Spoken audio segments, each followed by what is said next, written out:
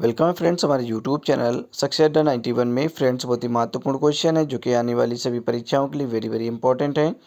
तो फ्रेंड्स बिल्कुल वीडियो को स्किप ना करें और पूरा वीडियो लास्ट तक देखें। तो चलिए हम शुरू करते हैं। हमारा फर्स्ट क्वेश्चन आपकी स्क्रीन पर है। राइट आंसर गेस करें।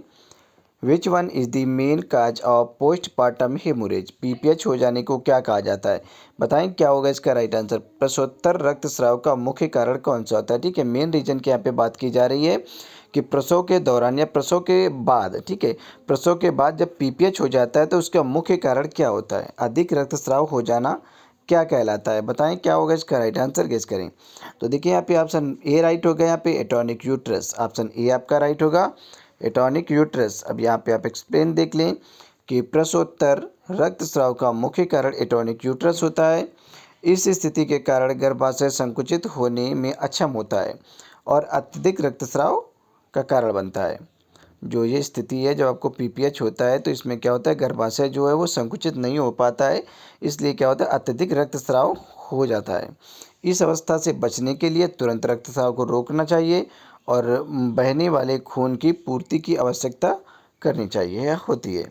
चलिए हम नेक्स्ट क्वेश्चन देखते हैं। यहाँ पे 2 नंबर क्वेश्चन आपके स्क्रीन पर है। पढ़ें क्वेश्चन को अच्छे से, उसके बाद आंसर दें।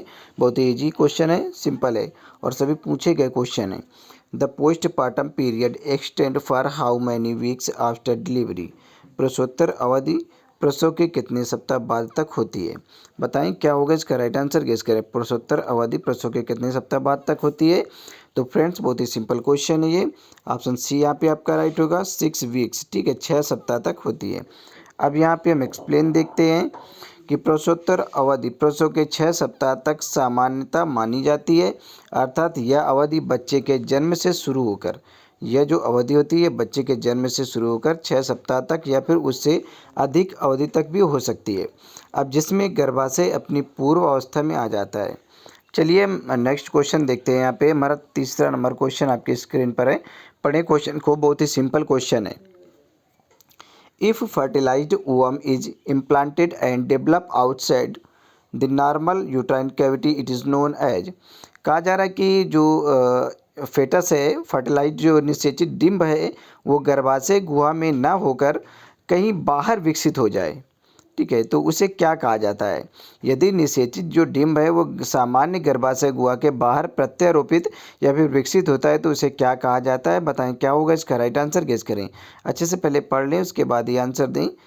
तो देखिए यहाँ पे इसे एक्टोपिक प्रेगनेंसी कहा जाएगा, ठीक है। एक्टोपिक प्रेगनेंसी इसका मतलब होता है कि जो आपका भ्रूण है या फर्टिलाइज ओवम है वो, ठीक है, निषेचित जो डिंब है वो गर्भाशय गुहा में ना होकर गर्भाशय गुहा के बाहर प्रत्यारोपित हो जाए, ठीक है, इम्प्लांट हो जाए या फिर विकसित हो जाए, मतलब किसी दूसरी जगह पर विकसित हो जाना ही एक्टोपिक प्रेगनेंसी कहलाता है, ठीक है। तो ऑप्शन बी यहाँ पे आपका राइट होगा।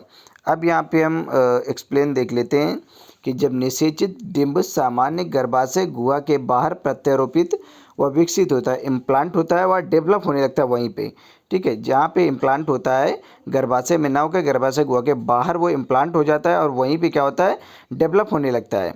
तो इस प्रकार के जो गर्भधारण है इसे गर्भधारण अर्थात प्रेगनेंसी को एक्टोपिक प्रेगनेंसी कहा जाता है। आपने देखा होगा कि ज़्यादातर इस तरह की जो प्रेगनेंसी है वो एम्पुला में हो जाती हैं, ठीक है। जो फैलोपियन ट्यूब का जो एम्पुला होता है उससे थोड़ा इधर उधर हो जाती है, ठीक है, मतलब कि ट्यूब में ही हो जाती है, ठीक है। ये गर्भाशय में न जाकर ट्यूब में ही इम्प्लांट हो जाती है और वहीं पे क्या होता है, डेवलप होने लगती है, ठीक है। तो ये क्या होती है, रिस्की प्रेगनेंसी होती है, खतरनाक होती है, ठीक है। इसे जितनी जल्दी हो सके उतनी जल्दी से टर्मिनेट करा देना चाहिए। तो चलिए हम नेक्स्ट क्वेश्चन देखते हैं। यहाँ पे 4 नंबर क्वेश्चन आपकी स्क्रीन पर है। पढ़ें क्वेश्चन को अच्छे से।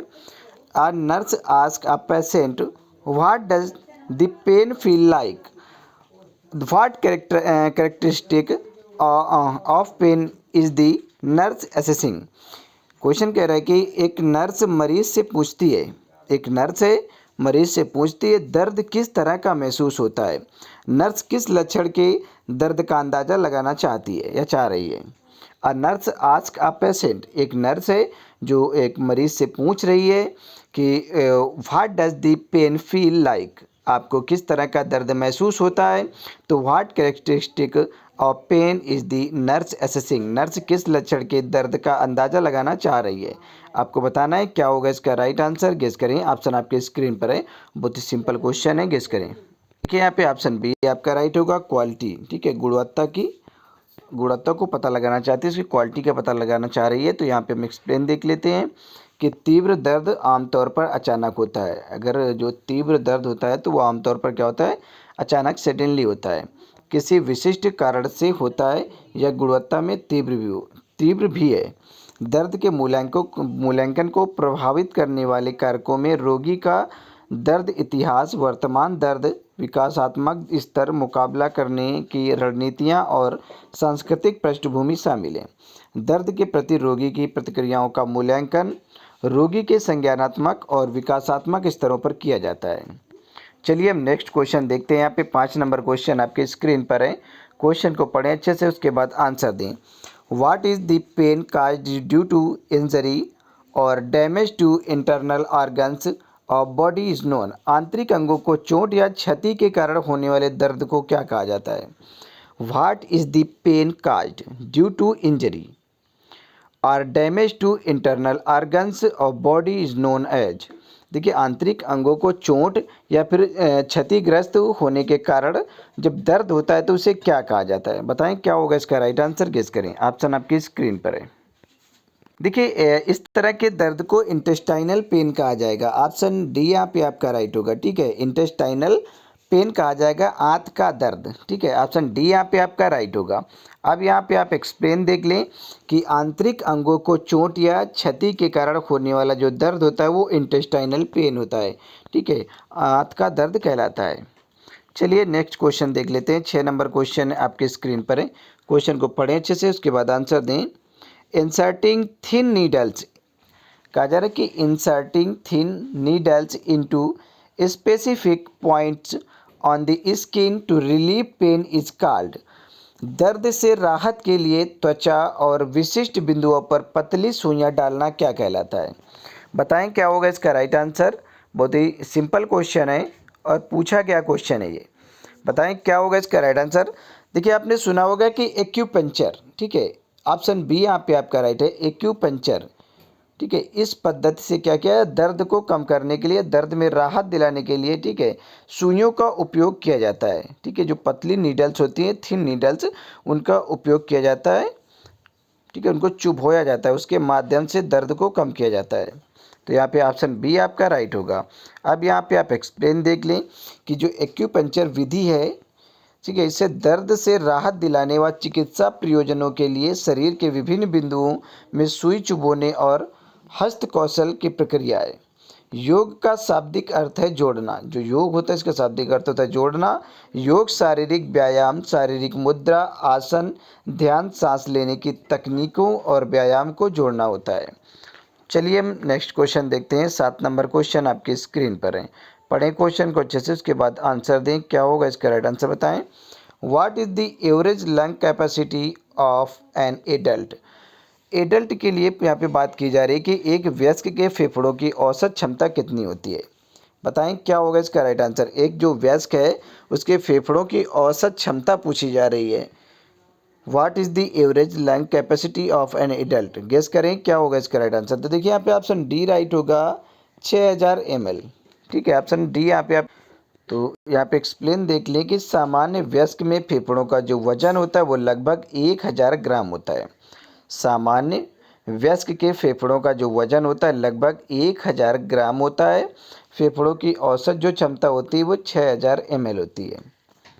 चलिए नेक्स्ट क्वेश्चन देखते हैं। यहाँ पे 8 नंबर क्वेश्चन आपके स्क्रीन पर है। डुकोरल, ठीक है, Dukoral 2 dose of Dukoral provides protection against cholera for how many years. कहा जा रहा है कि डुकोरल की 2 खुराक हैजा से कितने वर्षों तक की सुरक्षा प्रदान करती है? बताएं क्या होगा इसका राइट आंसर। गेस करें। Dukoral dose of Dukoral provides protection against cholera for how many years. जो डुकोरल है उसकी 2 खुराक हैजा से कितने वर्षों तक सुरक्षा प्रदान करती हैं? तो देखिए यहाँ पे ऑप्शन डी आपका राइट होगा, 2 वर्षों तक सुरक्षा प्रदान करती हैं। ऑप्शन डी राइट होगा, 2 वर्ष। ठीक है, अब यहाँ पे आप एक्सप्लेन देख लें। डुकोरल की 2 खुराकें 2 साल तक हैजा से सुरक्षा प्रदान करती हैं। यह हैजा से बचाव के लिए वयस्कों और 6 साल और उससे अधिक उम्र के बच्चों में लगभग 2 साल तक रहता है और 2 से 6 साल के बच्चों में लगभग 6 महीने तक रहता है। चलिए अब नेक्स्ट क्वेश्चन देखते हैं। यहाँ पे क्वेश्चन नंबर 9 है आपकी स्क्रीन पर। पढ़ें क्वेश्चन को अच्छे से, उसके बाद आंसर दें। Which organ is affected in Wilms tumour is children. बताएं क्या होगा इसका राइट आंसर। बच्चों में विल्म्स ट्यूमर किस अंग को प्रभावित करता है।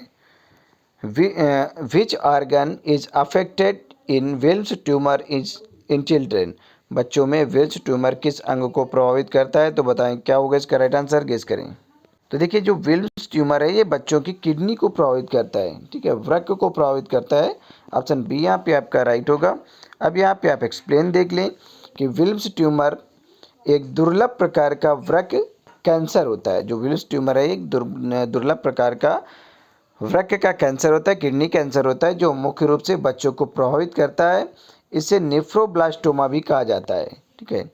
जो आपका विल्म्स ट्यूमर है इसको नेफ्रोब्लास्टोमा के नाम से भी जाना जाता है। यह रोग अधिकांश 3 से 4 वर्ष के बच्चों में होता है। जो आपका नेफ्रोब्लास्टोमा है, ठीक है, जिसे जिसे आप विल्म्स ट्यूमर कह रहे हैं, विल्म्स ट्यूमर ये क्या है, एक दुर्लभ प्रकार का वृक्क कैंसर होता है जिसे नेफ्रोब्लास्टोमा भी कहा जाता है। और ये जो अधिकांश होता है तो 3 से 4 वर्ष के बच्चों में होता है। चलिए हम नेक्स्ट क्वेश्चन देखते हैं। यहाँ पे 10 नंबर क्वेश्चन आपकी स्क्रीन पर है।